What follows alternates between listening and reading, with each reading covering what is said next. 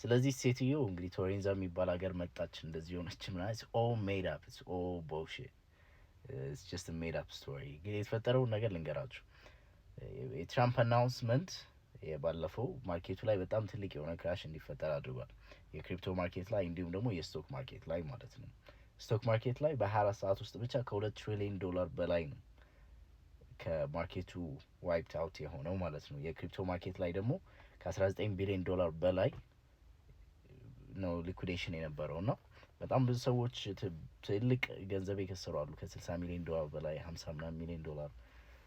30 ምናምን በጣም ብዙ ገንዘብ ነው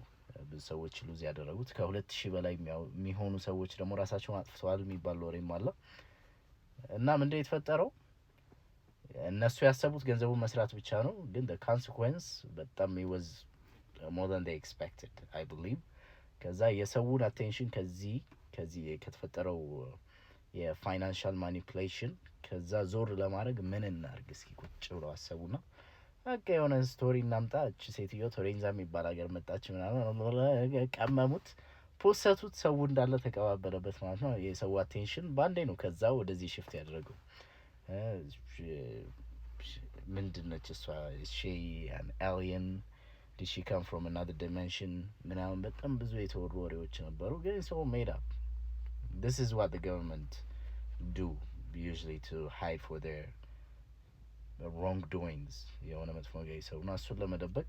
ለሰው የሆነ አጀንዳ ይሰሩሳል ማለት ነው እና ያው የትራምፕ ልጆች they made billions of dollars off of this crash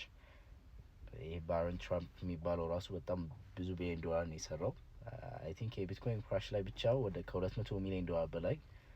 ሰርቷል ስቶክ ማርኬት ላይ ምናምን የምታስቡት ያው ብቻ በጣም በብዙ ቢሊዮን ነው የሰሩት